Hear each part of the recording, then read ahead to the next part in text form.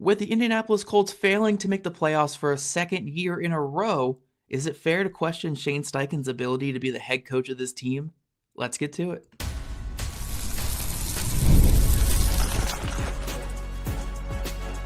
You are Locked On Colts, your daily Indianapolis Colts podcast. Part of the Locked On Podcast Network, your team every day. Thank you all for tuning in and making us your first listen of the day. This is your daily podcast covering your Indianapolis Colts, part of the Locked On Podcast Network, your team every day. And you guys can start the season with a big return on FanDuel. New customers can place a $5 bet, and you'll get started with $150 in bonus bets if you win your first $5 bet. Visit FanDuel.com to get started. Hello, everyone. My name is Zach Hicks, your resident film nerd of HorseshoeHuddle.com. And my partner, Jake Arthur, is our credentialed Crocs on the ground, as always. We are here with a scathing episode, my guys, because that's basically what the rest of the season is going to be. So today we are focusing completely on Shane Steichen at head coach. We're going to talk about ultimately what the verdict is going to be and what it should be for his job safety after the season, or at least what we think is going to happen there. A lot of different directions we can take that final segment. We're also going to make the case for why Shane Steichen should be given a little bit of leniency and why he should return this next season in 2025. But first, we're going to start off with why the Colts should fire Shane Steichen. And Jake, this is a conversation I never imagined we'd be having by the end of this season. I mean, last year we're riding high. I know we didn't make the playoffs last year, but the Colts finished 9-8 coming off of that disastrous 2022 season. Shane Steichen got the offense to scoring over 20 points in just about every single game with Gardner Minshew at quarterback. Heck, they got Gardner Minshew into the Pro Bowl last year. They got him $15 million in a starting job on another team. Right. And so Shane Steichen was looking very much like the next bright young head coach in the NFL. And it looked like we had this offensive guru on our hands. And this season, look, the Anthony Richardson conversation is certainly part of this. Anthony Richardson has not had a great season. There's been a lot of craziness with that quarterback position. But even aside from the quarterback position, it has not been a great season for Shane Steichen as a head coach. We've seen a lot of regression from his team. We've seen a lot of, dare I say, antics from his team and just the way things have been handled, the way the benching was handled, the way a lot of other things have been handled have just not looked great. And we've seen now for 2 years in a row that when his team has been in control of their own destiny for the chance to make the playoffs late in the season. And again, we can look at the quarterback situation, all these other things, but late last season, they had to win a couple games down the stretch to make the playoffs. They lose to the Jake Browning Bengals and the Taylor Heineke Falcons and the swing pass to Goodson against the Texans in week 18. And then this year, this dud against the Broncos. His teams have fallen apart late when they have a chance to make the playoffs. So I think there's a lot of nuance to this conversation, but ultimately, I mean, this is going to be 2 straight years where Steichen's not going to make the playoffs with the Colts. And I do think it's fair to question if he is the guy for this team going forward. Yeah, I mean, before getting into the nitty-gritty and the finer details, just on principle in terms of accountability, Shane Steichen is, the guy in the front. He's the one that is supposed to go down with the ship. It's on him when things go poorly or go well. He earns praise as well. Right now, they're 6-8. They have regressed despite having. Now, this is not all him, but this team is largely the same as it was last year, except for they have the quarterback that they were waiting on, and which was their excuse for not getting into the postseason last year. They had their triple threat on offense, and it's regressed. For most of the season, they have had Anthony Richardson, Michael Pittman Jr., and Jonathan Taylor. You could throw Josh Downs in there as well. When you look at the names and honestly the salary that's put into this and the amount of playing time, there's no reason they should have regressed this much. They look incapable of beating really good teams, which is odd because they've been in control at some point in most of these games, but they just have shown that they are not ready to be a consistent competitor. Like They have no killer instinct, and they do not know how to maintain a victory. And the amount of games that I feel they've lost rather than the opponent has won is shocking. Like, you've talked about the 1-7 record against, teams over 500, and think about that, how many leads they've relinquished, or they've been close and then doing this stupid thing or committing these penalties. Like, it's not been the refs screwing them over. It's not been them getting dominated by opponents. They take themselves out of so many games, and that's a direct reflection of coaching. Yeah. And I mean, everything you thought you were getting in year one, kind of got the pass because of Gardner Minshew. And then there was so much, the same roster came back and you got all these guys back and you're like, oh, now they're going to cook in year two. And not only has it been inconsistent, but it's been so sloppy, so flat, like so not productive. And here you are, like you're not technically mathematically eliminated from the playoffs yet, but you're done. Like, what's it going to accomplish if you beat these 3 cupcakes you have coming up? It doesn't matter anymore. Like, this season has already been written. Like, even if they win these games, like we mentioned last night, the season and what we make of it really ended last night. Yeah, for sure. And one thing I wanted to add on with what you said there is, I think one thing that we can say about this Colts team this year is we have yet to see a game at any point this year where the Colts have looked like a good team in 4 quarters, or they have been a consistent team for 4 quarters. And I'm not saying your head coach needs to be a miracle worker and get these, you could say substandard players at some positions to be these all-world athletes or all-world talents, but I do think it is reflective of the coach when there's no consistency with this team whatsoever. What they do in the first quarter could lead to the worst second quarter we've ever seen. Heck, we saw a pretty competitive first half against the Broncos to one of the worst offensive second halves we've seen in the NFL in years. And that's on your head coach, because this is not the first time we've seen it this year. We have seen this team consistently crumble and fall apart and have long spurts where the offense can't do anything or the defense can't do anything. And that is on your head coach. It's on the players too, but ultimately the one in charge of all of them is the head coach.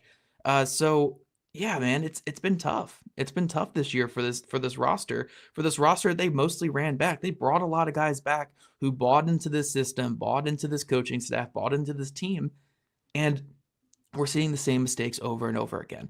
So yeah, it falls on your head coach when things like this happen. And then you also look at, look, Shane Steichen was brought here to be the play calling guru, the guy who makes everything easier and makes things work for the young quarterback. And again, we can point fingers at Anthony Richardson all we want, but who was one of the guys who was all about drafting Anthony Richardson? Who was the one who made the decision to start him early in year one? Who's been the guy who literally your whole reason you were brought here is to make Anthony Richardson work? Like, we can use the Richardson excuse for him. Like, hey, he's got a bad quarterback back there, and that's why his offense isn't working. But that's his hand-picked quarterback. Mm-hmm. If that quarterback fails, it's on him. Like even if the quarterback just simply doesn't have it, it's also on him. I'm tired. Like, we do this with Chris Ballard too, which, don't worry, guys, we have an episode on Chris Ballard like this coming.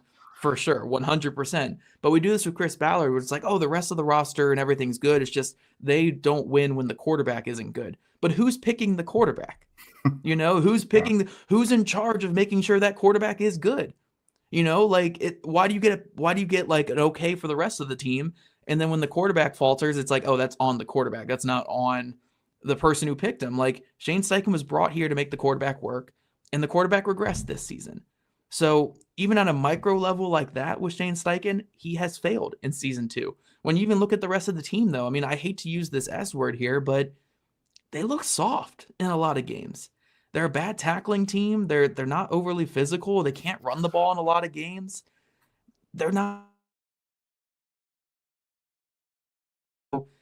I don't know, man. Like, this team has regressed in every single way. And at the end of the day, you have to hold someone accountable. And I think Shane Steichen, as the head coach, does need to be accountable in a lot of ways for what this team has looked like this season. Yeah, two quick more things for me before we move on to some of the positives. I am cool with his mentality to be aggressive. I'm a proponent of going for it on fourth down and going for, 2 and everything, like when the game flow calls for it. That's fine with me. What I don't love, and, so far he strikes out a lot with this, is leaning into the ideas of what he wants to do rather than considering the players he wants to execute it, or putting certain players in too big of situations that they're not prepared for. There was last year with Tyler Goodson. We've talked about that ad nauseum, agree or disagree. There's AD Mitchell with that pass yesterday. And then, there's Jonathan Taylor being taken out of I forget which game it was, but Jonathan basically didn't play in the fourth quarter, and Trey Sermon was back there to run some stupid option play on fourth down. And of course it didn't work, but it's Packers game. Yeah, it's taking the ball out of your best player's hands because of a cool idea you have. That has not worked. He's like over in that, it seems like, at least in critical situations. And then the most simplest thing of it all is, if the Colts elect to get rid of Chris Ballard, it might just be an entire sweep. That has nothing to do with Shane. If they get rid of Ballard, Steichen very well might be gone as well. So yeah, that's out of Shane's hands. And again, it has nothing really to do with him, but that's just kind of the likelihood of it all. But we've talked our negative here. We're going to move on to the positive and why the Colts might see it fit to actually keep Steichen and give him one more chance. Locked On Colts is sponsored by BetterHelp. Guys, the favorite part of the holidays for me is not having to worry about playoff football. Playoff football is a very stressful time for a lot of teams that, make it to the playoffs. But fortunately, covering the Colts, we don't have to worry about the playoffs. It's very nice to kind of just ignore that part of the season every year. But how do you guys stay cozy during the winter months? For some, wrapping up in a blanket with a mug of hot chocolate and watching a movie with the family is the best way to spend the month of December. Well, therapy is a great way to bring yourself some comfort that never goes away, even when the season changes. I've used therapy multiple times in my life, guys, to help me deal with anxiety, social anxiety, insomnia in the past. Like, therapy has been a fantastic resource for me, and I highly recommend it for anyone who just needs a little bit of help just getting through the day and just finding some things to really lean into. So if you're thinking of starting therapy, give BetterHelp a try. It's entirely online, designed to be convenient, flexible, and suited to your schedule. Just fill out a brief questionnaire and get matched with a licensed therapist, and switch therapists at any time for no additional charge. Find comfort this December with BetterHelp. Visit betterhelp.com/lockedon today to get 10% off your first month. That's BetterHelp, HELP.com/lockedon. And it is that time of year, everybody. The college football playoff is back, and it's got the newly expanded 12-team format, and it's guaranteed to be bigger and better than ever, bringing you all the hard-hitting and high-flying excitement that you love.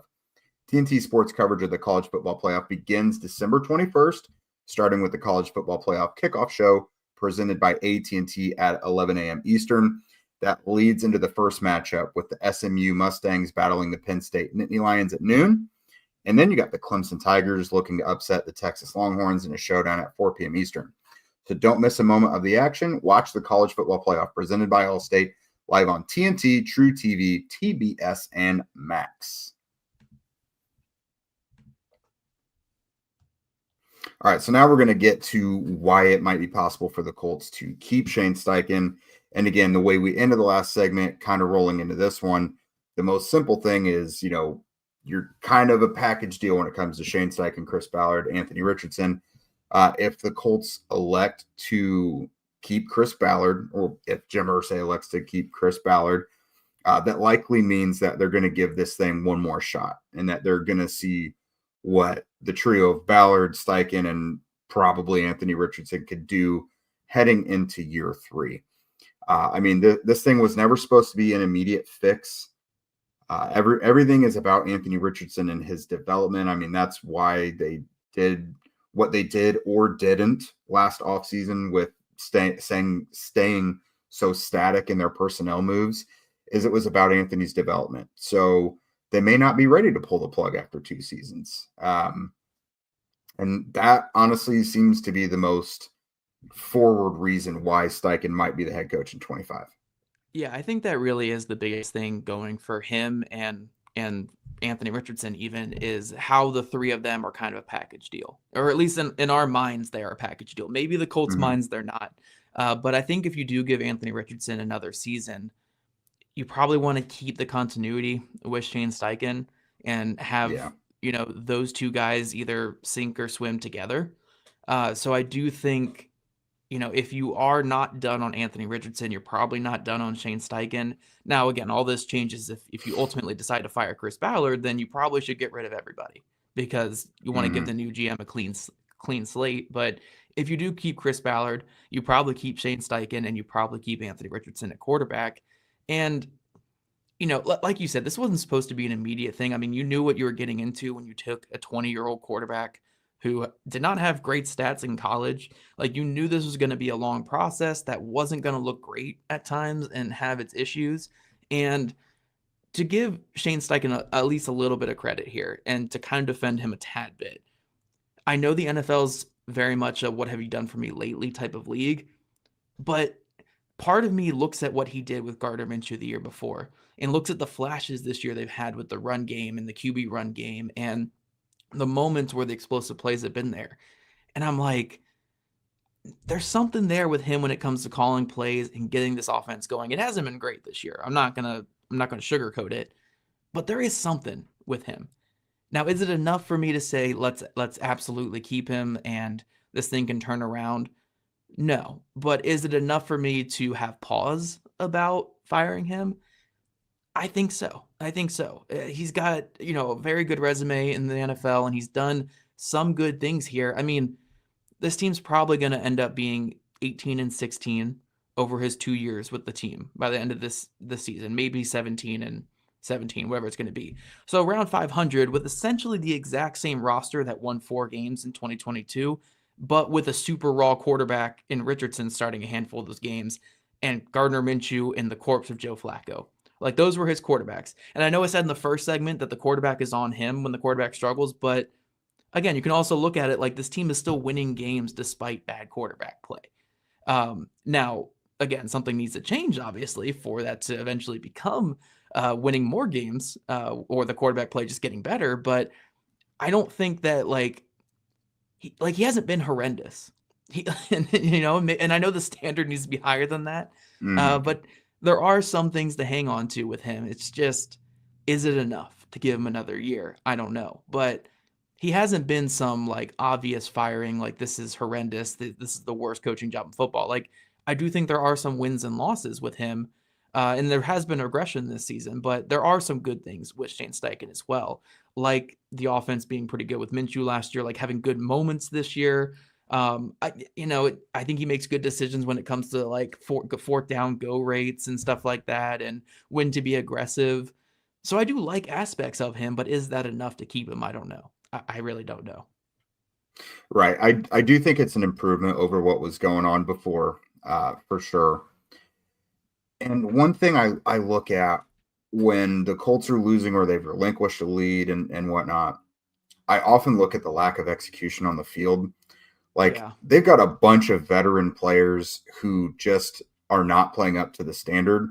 And that's really not anything that Shane can control. Like, guys can get benched in this and that, but there's been a ton of times where I'm way more feeling negatively about the lack of execution than I am the scheme and things like that. And that goes for Gus Bradley as well, that we'll talk about.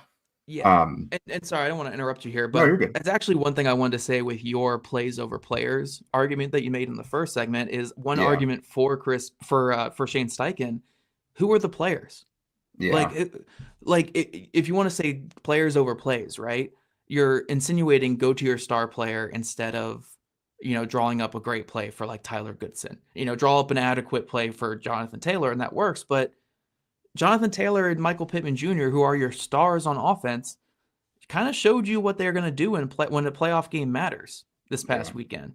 Like they went to the players on some of these plays, and what happened? They let them down. So I think it's ultimately on the head coach too when we see this as a constant problem throughout the whole season, but I don't think this is a very great team on paper. Like, I think it's an adequate team. They have a capable roster to beat bottom feeders, and and stuff like that. But I don't think it's like this star-studded roster that should be a top playoff team. Like, even if you were getting top-tier quarterback play, you're not winning a Super Bowl with this roster. There's just too many holes on defense. There's too many holes even on offense with tight end and depth when it comes to the offensive line, depth running back. And even your star players are underperforming. So to Shane Steichen's defense, I guess, I don't really know, like, what was the ceiling of this team? Even if Richardson had some phenomenal super development year, the ceiling of this team was like 11 wins, maybe 12 wins, and then like a playoff exit in round 1 or 2. Like, and that's in the best case scenario. So I guess kind of the defense of Shane Steichen is like, what did we expect him to do with Ballard's roster this year? It's not this fantastic roster. Yeah, I agree. Like at the end of the day, like there's going to have to be some hurt feelings this offseason when it comes to players and who's back and who's not and what, expectations ought to be for certain guys. But the last part for me is the Anthony Richardson benching thing was polarizing. And when you look back at it, was it the right decision? Was it not? At the end of the day, I feel it has somewhat worked. Anthony looks different than he did before it. It was a bold, ballsy choice. It wasn't a super popular choice, even in the locker room and some out in the media. But he did it. He recognized they needed to start winning. I don't think that really correlated to what the personnel move was, but it lit something in Anthony, and he changed. Now, the numbers don't necessarily look too much different, but it feels a lot different. Like, I don't know that Anthony Richardson leads those fourth quarter comebacks without the benching and kind of like being recentered and being brought back down to earth. It felt like at the time he got benched, everything was spiraling out of control and something had to happen. Like it was a huge chaotic problem. Something needed to happen. They made a drastic choice of what they did, but it's kind of worked on their way out of it. So that's a tough decision that a coach has to make, and he did it. So credit to him there. But coming up, what's the verdict? What do we think will happen or should happen in this instance? Get ready to tackle the NFL action with FanDuel, America's #1 sports book. Because right now, new customers can bet $5 and get $150 in bonus bets if you win. The FanDuel Sportsbook app gives you everything that you need to place live bets on the NFL all in one place. So when you get a hunch in the middle of the game, you can check out the latest stats, view live play-by-play, and so much more on the same page where you place your bets. Just visit FanDuel.com to join today. You'll get started with $150 in bonus bets if you win your first $5 bet, and that's at FanDuel.com. Never waste a hunch and make every moment more with FanDuel, an official sportsbook partner of the NFL.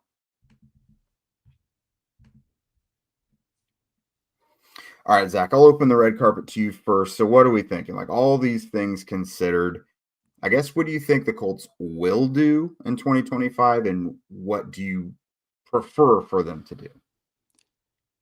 When it comes to what I think the Colts will do, I ultimately think this team is going to finish either 8-9 or 9-8. Like, I'm kind of toss up with the Titans game this weekend, but I think they'll beat the Giants and the Jaguars to finish the season. So yeah, they'll be 8-8 or 8-9 or 9-8, kind of right around 500. And I think we'll just get the company line again. Like, I don't know. Maybe I am just filled with apathy at this point. I know we said that word a lot in 2022, but at least there was like a little bit of anger before the apathy. Right now, it's more so like deja vu turned into apathy, like apathy built off of deja vu is, oh, I've seen this story before. I know what Ballard's going to say. I know who's going to be the scapegoat. I'm so sorry, Gus Bradley, that you're going to be the scapegoat. And I know who's coming back and who's going. Maybe I'm being arrogant with that, but I think we can mostly guess what's going to happen this offseason based off of history of the last 8 years. So I think Steichen will be back for one more year at the least. And I think it'll be like the last chance for him and Richardson and maybe Ballard. I don't know. Maybe Ballard for Steichen and Richardson to really get it going in 2025. But that's what I think will happen. Should happen. I'm kind of more 50-50 with it. I don't know. if I would fire Steichen. I see the argument both ways, and I'm trying to avoid like the pure emotional reaction of saying like fire him, like fire, that was unacceptable on Sunday, fire him, because I do see some of the good aspects of him, but I just don't know if he can do it with this team. There seem to be so many issues with this roster and this organization right now, and I don't know if Steichen's the one to lead them out of the dark with that. So when it comes to should happen, I don't know. This organization might need like a Dan Campbell type to come up and just light a fire in everybody. And I don't know if like the hotshot young offensive coach like Steichen is really the guy for this team. So I'd maybe lean towards firing, but will happen. I think him and Ballard will be back. I think Richardson will be the quarterback next year, and it'll be the company line of how Ballard needs to be a little bit better and Steichen saying he needs to be better and blah, blah, blah, blah, blah, like we've gotten the last 8 years with this team. I agree. I think the trio will probably be back, but there will be heads that roll within the coaching staff probably. Yeah. There'll probably be changes that they make. Gus Bradley is the most likely, it seems. But, maybe you see like a Cam Turner, shown the door. Maybe Tom Manning goes and like accepts a college OC job. I think there probably will be changes made in the coaching staff that are not necessarily at the top. I'm going to have to believe it, or I'm going to have to see it before I believe it on Chris Ballard being fired. And I don't think the Colts would fire Steichen without doing that with Ballard as well. So that kind of rolls into what I think they should do. I feel more positive about Steichen than I do Ballard. Like it just seems like things would possibly be different with different decisions being made in regards to personnel. But God, that's the toughest thing. I would not do it if Ballard wasn't fired as well. But if they were to fire Ballard, I am probably more on the side of just clean sweep. Yeah. Because it just makes the most sense. You're probably not firing a GM and not firing the head coach along as well. But if you're going to make these wholesale changes, it feels like it just needs to be a total flush of the system and a true rebuild. Yeah. Like you have a quarterback that you kind of like and think could be special sometime, but you have to start trying to find solutions everywhere. That includes quarterback, someone new to compete with Richardson. It means finding a new head coach, finding a new GM. Like you have to just go in a different direction. So I wouldn't just like single out Steichen and fire him. I would only do it if they're just, if they're going through with Ballard as well. That's, you just package them together. But at the end of the day, I do think, this team seems content with status quo and continuity and this and that. We hear that a lot. So I think the main figures will be back in 2025 with some tweaks here and there. Some notable names probably will not be back, but by and large, the biggest names will. Yeah. I do feel comfortable in saying, like, again, I think that Steichen and Richardson will both be back in 2025. But I do think if it looks like this in 2025, then I think that both of them are going to be fired or gone after 2025. I don't think you can have another season of missing the playoffs with Shane Steichen and have 3 straight non-playoff seasons with him and Richardson not developing into your starting quarterback. And I don't think you really have an argument for him anymore at that point. But ultimately, I don't think they move on from Steichen. I mean, they gave him a long deal. I think his contract goes until 2028, I believe. And I know that doesn't matter too much for most teams, but when you're like the Colts and you're a little bit cash strapped compared to other organizations, it does matter a little bit, at least.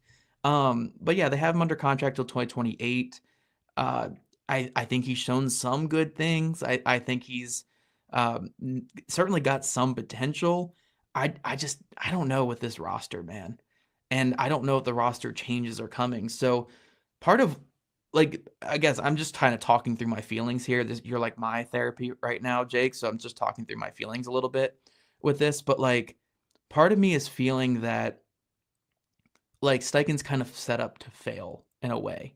And this isn't even to excuse Steichen either, but he kind of walked into a situation with a bunch of dudes that he really didn't have much influence over keeping, or like they were just in place and they're not going anywhere. Like all these players on this team, he didn't really get a chance to reshape the roster like a lot of head coaches that come in with a new general manager get to do. Is you get to reshape a roster and build the team in the mold of your head coach. That's This true. team is very much in the mold of their general manager rather than the mold of their head coach. Mhm. And maybe that those things go hand in hand. I'm not saying Steichen is very different from Ballard, but I do think he didn't really get the chance to like change this roster wholesale like the way that maybe he wanted to. And now he's got to make it work with underperforming big contract guys and make it work with all these other things. And again, I'm not absolving him. Like he had a big hand in picking the quarterback, and the quarterback regressed in year 2 and has not had a great year 2. And a lot of that is on him. The team has been inconsistent. It's on him. But also, I do think a lot of this starts at the top with Chris Ballard. And like you said, if you move on from Ballard, I think you should move on from Steichen and just give the new GM a fresh start. So it's complicated, man. It's complicated. Like you want to move on from the 8-year guy who hasn't got it done, but you don't kind of want to move on from the 2-year guy who's had mixed results. But because they're tied together, you kind of have to move on from both, you know? Yeah, absolutely. Again, the whole thing is a package deal, and we don't really know what goes on behind closed doors. Like there may have been, verbal agreements in place of like you guys will get these next couple years to do whatever. However, in this season, although I don't think there's really much more to gain, because if you sweep these next 3 games, you're probably still missing the playoffs, but there is still a lot to lose. Yeah. What we Well, if know you is Jim sweep these next 3 Irsay, games, you can sell it to Jim Irsay. You can sell. We're a but 9-win team, baby. you sure can. But at the same time, we know how much Jim Irsay loves or hates to be embarrassed and especially lose AFC South games. That's true. If they lose against the Titans and or the Jaguars, who have been 2 of the worst teams all season, like nothing big happened and then they were bad. They have sucked all year. If either of those teams embarrass them, especially the Jaguars at Lucas Oil Stadium, week 18, we could see some emotional stuff happen. Look at what happened with the Jeff Saturday situation. Maybe. There is emotion at play here sometimes. And again, there's not a ton more to gain, but there could be a world of stuff to lose if these last 3 games don't go well. Yeah. We'll see. We'll do our best to cover these last 3 games, but also we're going to do more stuff like this. Someone recommended we should call this Macro Monday, like the macro conversations on Mondays. And I think that's a good way to say it, because we're not really interested in talking about these final 3 preseason games, essentially, is what these final 3 games are going to be. Heck, they're playing against preseason quarterbacks in these final 3 games with Mason Rudolph and Tommy DeVito or Tim Boyle and Mac Jones. So we're going to treat them like preseason games. We're going to do more macro stuff like this about the Colts roster and get your guys' input on, again, what do you think the Colts should do? Should they keep Shane Steichen? Should they move on? Do they need more of a Dan Campbell type personality? Or can Steichen figure this out? You let us know in the comment section below. We want to thank you guys for making Locked On Colts your first listen today and every day. Next, go find Locked On NFL.